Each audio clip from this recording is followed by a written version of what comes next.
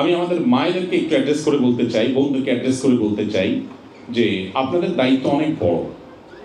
আপনারা যারা এখানে আছেন, আপনাদের ছেলে মেয়েরা আছে, আপনাদের দায়িত্বে সামান্য একটু অবহেলার কারণে যদি আপনার সন্তানটা একটু বিপদগামিতার দিকে চলে যায়, তো আল্লাহ সুবহানাহু ওয়া তাআলার কাছে এই জবাবদিহি করা বড় কঠিন হবে।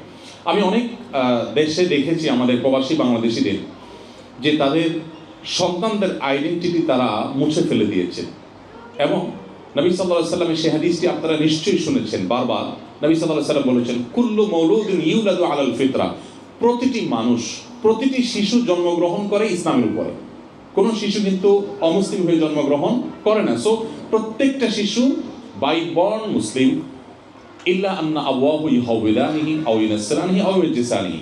তবে তার বাবা মা, শিশু যদি কখনো বিপদগামী হয়, ইসলাম থেকে বিচ্যুত হয়ে যায়, তার জন্য পরিপূর্ণ দায় বেশিরভাগ ক্ষেত্রে বাবা মায়ের। কোনো কোনো ক্ষেত্রে বাবা মার শত প্রচেষ্টা সত্ত্বেও সে বিপদগামী হয়, সেটা ভিন্ন।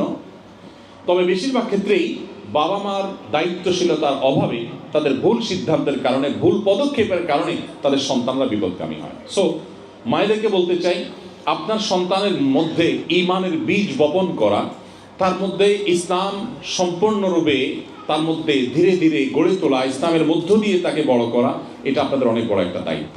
সো মামুনদেরকে বলতে চাই, এই দায়িত্বটা পালনে আপনারা যথেষ্ট সচেষ্ট হতে হবে। আমাদের অনেক বোনরা আছেন, বলেন যে আমার হাতে কাজ নেই, বাচ্চারা স্কুলে চলে যায়, হাজব্যান্ড কাজে চলে যায়, আমি কি করব? তাহলে আমিও বোধহয় কিছু একটা করি।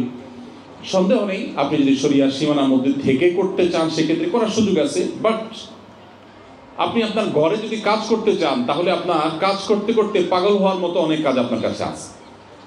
আপনি হয়তো আইডিয়া খুঁজে পাচ্ছেন না। আপনার বাসায় বসে আপনার স্কুলে থাকা বাচ্চাটার জন্য নানা প্ল্যান প্রোগ্রাম করতে পারেন। তার মনে অনেক কোয়েশ্চেন থাকে এখানকার প্রতিকূল পরিবেশে, সেই কোয়েশ্চেনগুলোর অ্যান্সার আপনাকে দিতে হবে, আপনি তাকে কনভিন্স করতে হবে। আপনি না পারলে অন্য কারো সহযোগিতা নিতে হবে, কারো সাহায্য নিতে হবে, কিন্তু দিন শেষে আপনাকে করতে হবে।